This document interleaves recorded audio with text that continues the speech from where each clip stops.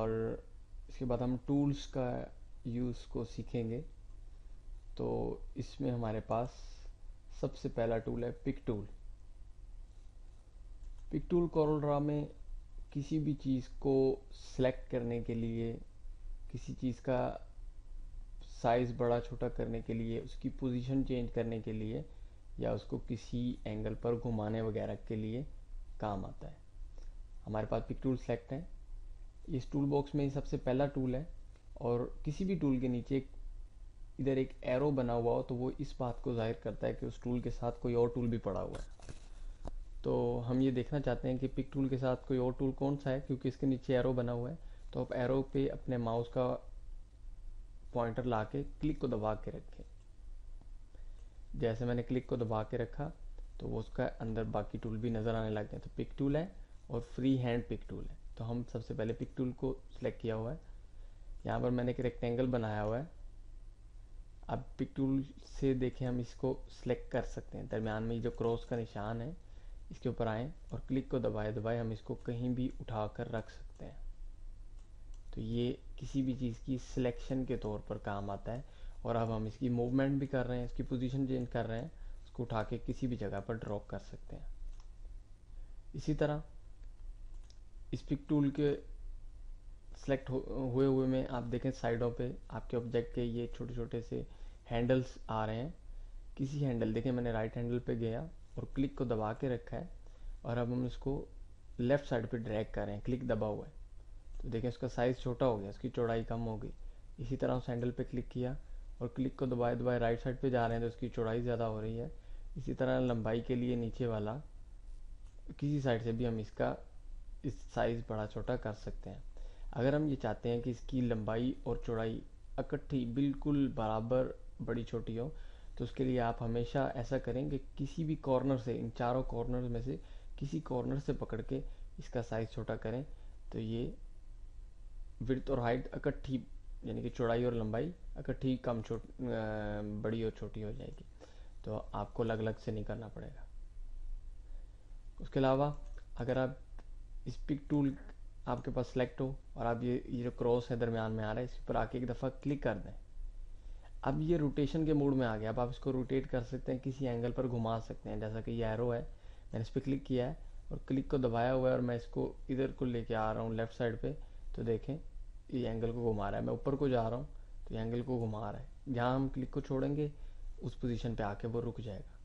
फिर मैंने किसी और जगह से पकड़ा है कॉर्नर से और घुमाया है। ये जो इस टाइम स्काई ब्लू कलर की लाइन आ रही है, ये हमें ये बताती है कि अगर आप क्लिक को छोड़ेंगे तो आपका जो ऑब्जेक्ट है वो यहाँ आके रुकेगा और ऐसा लगेगा। जैसे मैं क्लिक को छोड़ूंगा तो हमारा ऑब्जेक्ट बिल्कुल उसके ऊपर आके रुक जाएगा। तो इस तरह आप अपनी किसी भी शेप को रोटेट कर सकते हैं, पोजीशन चेंज कर सकते हैं और सिलेक्ट कर सकते हैं।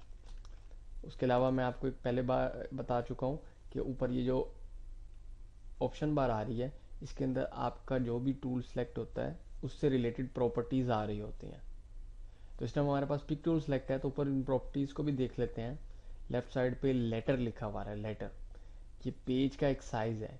आमतौर पे जो मार्केट में पेज प्रिंटर के लिए यूज़ होते हैं उनमें लेटर साइज़ का पेज बहुत मशहूर है और आमतौर पे यूज़ होता है। उसकी जो चौड़ाई है वो 8.5 इंच होती है और लंबाई 11 इंच होती है। इसी तरह एक पेज लीगल होता है जिसकी चौड़ाई 8.5 होती है और जो लंबाई है वो 14 इंच होती है। तो यहाँ पर इसी तरह उन्होंने पेजेस लिखे हुए हैं जो आमतौर पे यूज़ होते हैं। इस पर क्लिक करते हैं तो इस ड्रॉप डाउन मेन्यू में हमें लेटर नज़र आ रहा है, जो लेटर साइज सेलेक्ट है पहले। इसी तरह business card, legal, A4, web banner, envelope, इस तरह की चीज़ें नज़र आ रही हैं। मैं यहाँ पर लीगल पे क्लिक करता हूँ। देखिए मैंने लीगल पे क्लिक किया है तो साथ ही इसकी देखें जो विड्थ है, यहाँ पर विड्थ आ रही होती है चौड़ाई 8.5 इंच और लंबाई 14 इंच हो गई, क्योंकि जो लीगल साइज़ का पेज होता है वो 14 इंच लंबा होता है। इसी तरह काफ़ी सारी और चीज़ें दी हुई हैं। यहाँ पे बिजनेस कार्ड का दिया है जो आमतौर पे एक स्टैंडर्ड साइज़ का बिजनेस कार्ड चलता है। जब हम इस पर क्लिक करेंगे तो 3.5 और 2.0 इंच का ये आमतौर पे जो साइज़ चलता है वो आ जाएगा। अब हम यहाँ पर तो चलो ड्रॉप डाउन मेन्यू में उन्होंने कुछ आमतौर पे यूज़ होने वाले पेजेस के साइज़ दिए हुए हैं। अगर हम अपनी मर्ज़ी से कोई साइज़ लगाना चाहते हैं तो वो भी बड़ी आसानी के साथ लगा सकते हैं। उसके लिए क्या करना है, यहाँ पर विड्थ, यहाँ पर चौड़ाई दी जाती है और यहाँ पर लंबाई दी जाती है। तो यहाँ पर इस चौड़ाई के अंदर देखिए, आपको यहाँ लेफ्ट साइड पे एक एरो भी नज़र आ रहा है जो चौड़ाई के अंदाज में है, वो यही जाहिर कर रहा है कि यहाँ पे विड्थ सेट होगी। और जो दूसरा है उसमें लंबाई के अंदाज में एक एरो बना हुआ है जो ये जाहिर करेगा कि यहाँ पर लंबाई सेट होगी, हाइट सेट होगी। अब यहाँ पर मैं चाहता हूँ कि मेरा पेज 10 इंच चौड़ा हो, यानी कि चौड़ाई पूरी 10 इंच हो, तो आप 10 लिख के एंटर कर दें, पूरे 10 इंच एग्जैक्ट चौड़ा पेज आ जाएगा। इसी तरह लंबाई आप कहते हैं कि 20 इंच हो, 20 लिख के एंटर करेंगे तो ये बिल्कुल 20 इंच लंबा पेज आ जाएगा। इसी तरह मैं कहता हूँ कि नहीं, लंबाई भी 10 इंच ही हो, एंटर करें तो देखें बिल्कुल चौरस बन गया, लंबाई भी 10 इंच है, चौड़ाई भी 10 इंच है। तो इस तरह आप अपनी मर्ज़ी से कोई भी साइज़ इसको दे सकते हैं और इस तरह सेट कर सकते हैं। उसके बाद नेक्स्ट ऑप्शन आती है पेज ओरिएंटेशन की। ओरिएंटेशन के बारे में मैं पहले आपको बता चुका हूँ कि ओरिएंटेशन पेज की दो पोजीशंस होती हैं। एक खड़े हुए स्टाइल में जो पेज होता है उसको पोर्ट्रेट कहा जाता है, और उसकी यानी कि जो लंबाई है वो ज़्यादा होती है और चौड़ाई कम होती है। इसी तरह एक स्टाइल होता है जिसमें चौड़ाई ज़्यादा होती है, लंबाई कम होती है, जो लेटे हुए स्टाइल में होता है उसको लैंडस्केप कहा जाता है। तो इस टाइम ये पोर्ट्रेट की पोजीशन में सेट है। इन दोनों पोजीशन को, लैंडस्केप और पोर्ट्रेट को, ओरिएंटेशन कहा जाता है। तो इस टाइम ये पोर्ट्रेट में है और यहाँ पर मैं लैंडस्केप पे क्लिक करूँगा जैसे ही, तो ये लैंडस्केप चौड़ाई वाली शेप में हो जाएगा। इस टाइम ये चौड़ी शेप में हो गया। अब इसका क्या हुआ, हमने इसकी लंबाई 20 इंच दी थी और चौड़ाई 10 इंच दी थी। अब हमने इसको लिटा दिया तो वो उलट हो गया कि चौड़ाई 20 इंच होगी और लंबाई 10 इंच होगी। जैसे ही मैं पोर्ट्रेट पे क्लिक करूँगा, आप यहाँ देखिएगा कि जो 10 है वो ऊपर आ जाएगा, 20 नीचे आ जाएगा, यानी कि लंबाई चौड़ाई बन जाएगी और चौड़ाई लंबाई बन जाएगी। ये देखिए, तो इस तरह से आप अपनी मर्जी से इसको एडजस्ट कर सकते हैं। उसके बाद नेक्स्ट हमारे पास है ऑल पेजेस की ऑप्शन। देखिए ये ऑल पेजेस सिलेक्ट है, apply the page size to all pages in the document. ये जो हमारी फाइल है जिसको डॉक्यूमेंट कहा जाता है, उसमें लिखा हुआ है कि पेजेस के जो साइज़ हैं, देखिए मैं आपको पेजेस के बारे में पहले बता चुका हूँ। यहाँ पर एक पेज है, हम यहाँ पर एक और पेज बना लेते हैं, ये 2 पेज है। अब मैं इस फर्स्ट नंबर पेज पे हूँ और मैंने इसकी ओरिएंटेशन को लैंडस्केप कर दिया। जैसे ही हम 2 पे आते हैं तो देखें पेज नंबर 2 भी लैंडस्केप हो चुका है। इसी तरह अब मैं पेज नंबर 2 का जो पेज साइज है उसको लीगल कर रहा हूँ। ठीक है, ये 14 इंच लंबा हो गया, देखिए। और अब मैं पेज नंबर 1 पे आता हूँ तो वो भी 14 इंच हो चुका है, हालांकि हमने तो पेज नंबर 2 को किया था। तो ये जाहिर करता है कि आपस में इन दोनों पेजेस का लिंक है। जब हम किसी एक को, पेज नंबर 1 को लैंडस्केप कर देते हैं तो पेज नंबर 2 भी लैंडस्केप हो गया है। इसी तरह पेज नंबर 2 को पोर्ट्रेट कर देते हैं तो पेज नंबर 1 पे आते हैं तो वो भी पोर्ट्रेट हो चुका है। अब हम चाहते हैं कि हम सेपरेटली अलग अलग पेजेस की सेटिंग करें, तो उसके लिए हम ये नेक्स्ट ऑप्शन करंट पेज को सिलेक्ट कर लेंगे। इस पर क्लिक करें, इसके नीचे डिस्क्रिप्शन में लिखा हुआ है apply the page size to the current page only, यानी कि जो मौजूदा पेज है उसी पे आपका पेज साइज और ओरिएंटेशन लगेगा। इसमें हमारा मौजूदा पेज पेज नंबर 1 है, अब हम इसकी ओरिएंटेशन को लैंडस्केप कर रहे हैं। पेज नंबर 2 पे जाके देखें, वो लैंडस्केप नहीं है, वो पोर्ट्रेट है। अब ये सेपरेटली आप इनकी अलग अलग हर पेज की सेटिंग कर सकते हैं। इसी तरह अगर आपके पास 50-60 पेज हैं, वैसे इतने ज़्यादा आमतौर पे ज़रूरत तो नहीं पड़ते, मैं आपको एग्जांपल दे रहा हूँ कि अगर ज़्यादा सारे पेज हैं और आप चाहते हैं कि ऑटोमेटिकली एक बार मैं कोई साइज़ दूँ तो सबके सबको वो साइज़ लग जाए, एक बार मैं ओरिएंटेशन को लगाऊँ तो वो सबके सबको लग जाए, तो आप इस ऑप्शन को ऑल पेजेस को सिलेक्ट कर लें, इधर पेजेस बना लें। जैसा कि हमने यहाँ पर तकरीबन 10 पेजेस बना लिए हैं और यहाँ पर हमने साइज़ लगा दिया है 15 इंच उसकी विड्थ, 20 इंच उसकी हाइट, और एंटर कर दिया है। अब आप देखें कि ये हमारा पेज है और अब हम जिस पे भी जाएंगे तो तमाम पेजेस में देखिए पेज नंबर 8, 9, 10 जिस पे भी जा रहे हैं सब पे वो साइज़ लग चुका है। तो इस तरह से आप इस पे वर्किंग परफॉर्म कर सकते हैं। उसके बाद नेक्स्ट चीज़ हमारे पास यूनिट्स की आ रही है। यूनिट्स इंचज़ के अंदर है कि आप मेजरमेंट जो है वो किस में करना चाहते हैं। Choose a unit of measurement for the document, यानी कि आप मेजरमेंट किसी चीज़ को नापना, आप जो कर नापते हैं वो किस लैंग्वेज में करना चाहते हैं, किस किस्म की चीज़ में करना चाहते हैं। तो वो मुख्तलिफ उन्होंने यहाँ पर प्रॉपर्टीज़ दी हुई हैं, जैसा कि इंचज़ हो गया, मिलीमीटर्स हो गया, पॉइंट्स विकास हो गया, पिक्सल्स हो गया, फीट हो गया, यार्ड्स हो गया, वगैरह वगैरह। तो आप इसके अंदर से सेट कर सकते हैं। फॉर एग्जांपल यहाँ पर इंचज़ है, अब हर चीज़ इंचज़ में आ रही है। मैं यहाँ से फीट को सिलेक्ट कर लेता हूँ कि मैं किसी चीज़ की फुटों में मेजरमेंट करना चाहता हूँ। तो अब यहाँ पर फुटों में हर चीज़ आ रही है क्योंकि यहाँ से फीट सेलेक्ट है। मैं यानी विड्थ पर जाके लिख दिया 50, एंटर किया, और हाइट में आके लिख दिया 25, एंटर किया। तो अब ये 50 फुट चौड़ा, और ये देखिए 50 फुट चौड़ा और 25 फुट ऊंचा पेज बन चुका है। ये आपको जो स्क्रीन में नज़र आ रहा है, रियलिटी में इसका साइज़ 50 फुट चौड़ाई और 25 इंच ऊंचाई है।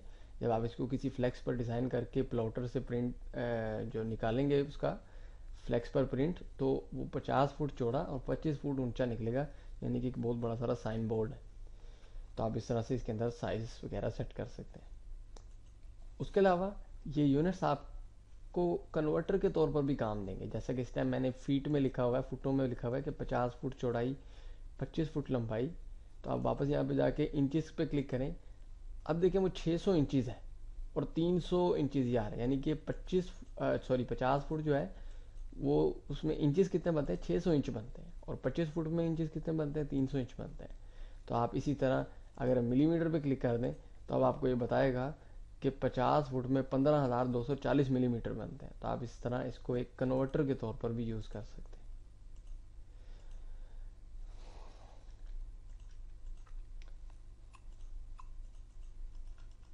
तो उसके बाद हमारे पास नेक्स्ट जो है वो नड्ज डिस्टेंस की ऑप्शन आ रही है। ये नड्ज डिस्टेंस बहुत ही काम की चीज़ है। जब आप कुछ काम काफ़ी बारीकी के साथ कर रहे होते हैं, जैसा कि एम्ब्रॉयडरी वगैरह की डिज़ाइनिंग वगैरह का जो काम होता है, उसमें जिस तरह की फूल वगैरह और इस तरह कढ़ाई से रिलेटेड काम किया जाता है, तो उसके अंदर छोटे छोटे एक एक इंच, आधा आधा इंच का फ़र्क भी बहुत बड़ा जो है ना वो वाज़िया फ़र्क ज़ाहिर करता है। तो ऐसे बारीकी के काम में आपको नड्ज डिस्टेंस बहुत ज़्यादा हेल्पफुल साबित होता है। वो कैसे? फॉर एग्जांपल यहाँ पर मैंने एक रेक्टेंगल को ड्रॉ किया हुआ है और पिक टूल सेलेक्ट है। अपने कीबोर्ड से एरो की मदद से मैं एक दफ़ा राइट एरो दबा रहा हूँ, ये राइट एरो दबा रहा हूँ, ये राइट एरो दबा रहा हूँ, तो ये ना महसूस होने वाली हरकत करता हुआ राइट साइड पे आ रहा है। अब यही चीज़ नज डिस्टेंस कहलाती है। जैसा कि मैं यहाँ पर लिख देता हूँ 1 इंच और एंटर कर देता हूँ, यानी कि मैं 1 इंच नज डिस्टेंस चाहता हूँ। अब मैं इस पर आके क्लिक करता हूँ पिक टूल से, और अब कीबोर्ड के राइट एरो को प्रेस करता हूँ तो ये पूरा 1 इंच जंप कर रहा है, ये पूरा 1 इंच जंप कर रहा है। इसी तरह अब मैं यहाँ पर लिख देता हूँ 3 इंच और एंटर करता हूँ। अब मैं एक बार कोई भी एरो की दबाऊंगा तो ये 3 इंच जंप करेगा। डाउन दबाऊंगा डाउन 3 इंच, लेफ्ट दबाऊंगा लेफ्ट, राइट करूंगा राइट, और टॉप करूंगा टॉप। तो जहाँ भी आप इसको करेंगे वो उतना ही जंप करेगा। नेक्स्ट उससे डुप्लीकेट डिस्टेंस की ऑप्शन है। एक्स पोजीशन और वाई पोजीशन इसके अंदर दी गई है। ये देखने से पहले आप ये देखें कि एक्स पोजीशन और वाई पोजीशन क्या है। इसका थोड़ा सा कॉन्सेप्ट आपको क्लियर हो जाएगा तो आप शायद इसको आसानी से समझ जाएंगे। उसके लिए कि ये मैंने रेक्टेंगल बनाया हुआ है, अगर मैं इस रेक्टेंगल को ऊपर से नीचे की तरफ ड्रैग करता हूँ तो आप इधर लेफ्ट साइड में ऊपर देखें, यहाँ पर एक्स लिखा हुआ है और दूसरे में वाई लिखा हुआ है। वाई पोजीशन होती है अप से डाउन, वर्टिकली ऊपर से नीचे। देखें मैं इसको नीचे कर रहा हूँ तो वो देखें वहाँ पर जो नंबरिंग है वो चेंज हो रही है, पोजीशन चेंज हो रही है। इसी तरह अगर मैं हॉरिजॉन्टली लेफ्ट टू राइट या राइट टू लेफ्ट इसको ड्रैग करूँगा तो फिर एक्स पोजीशन चेंज होगी, वाई पोजीशन नहीं चेंज होगी। ठीक है, तो इस तरह को ड्रैग करने को एक्स पोजीशन कहते हैं और ऊपर से नीचे ड्रैग करने को वाई पोजीशन कहते हैं। तो यहाँ पर एक्स पोजीशन डुप्लीकेट की और वाई पोजीशन पूछी गई है। डुप्लीकेट दरअसल किसी चीज़ का कॉपी बनाने के लिए यूज़ होता है और उसकी शॉर्टकट की कंट्रोल+D है। जब हम कंट्रोल+D करते हैं तो हमारी जो भी शेप या ऑब्जेक्ट होता है उसका सेम डुप्लीकेट कॉपी बन जाती है। अब वो ये पूछ रहे हैं कि जब आप डुप्लीकेट बनाएं तो आपका जो रियल ऑब्जेक्ट है, जो असली चीज़ है जिसकी आप कॉपी बनाएंगे, उससे कितने फासले पर बने। तो यहाँ पर मैंने एक्स पोजीशन में लिख दिया है कि वो 1 इंच फासले पर बने, और वाई पोजीशन में लिख दिया है वो 2 इंच फासले पर बने, और इस पे आके कंट्रोल+D किया है। अब देखें लंबाई के लिहाज से अगर देखा जाए तो ऊपर वाला ऑब्जेक्ट दूर ज़्यादा है क्योंकि वो 2 इंच रखा था। इस लाइन और इस लाइन के दरमियान, ये जो इस ऊपर वाले बॉक्स की नीचे वाली लाइन है और नीचे वाले बॉक्स की नीचे वाली लाइन है, इसके दरमियान 2 इंच का फासला है। और नीचे वाले बॉक्स की जो लेफ़्ट साइड वाली ये लाइन है, इस लाइन का और ऊपर वाले बॉक्स की जो ये लाइन है, लेफ़्ट लाइन है, इनका आपस में फासला 1 इंच का है, क्योंकि हमने यहाँ पर एक्स पोजीशन में 1 इंच, वाई पोजीशन में 2 इंच लिखा है, तो वो उतने फासले पर ही कॉपी बन गई। इसी तरह मैं एक और एग्जांपल बताता हूँ। एक्स पोजीशन में हमने लिख दिया है 2 इंच और वाई पोजीशन में लिख दिया है 5 इंच। अब हम कंट्रोल+D करते हैं तो आप ये देखें, लंबाई के लिहाज से ज़्यादा दूर बना है, 5 इंच दूर, और चौड़ाई के हिसाब से अगर ऐसे देखा जाए, इस बॉक्स और इस बॉक्स में 2 इंच का फासला है। तो ये था हमारा डुप्लीकेट डिस्टेंस।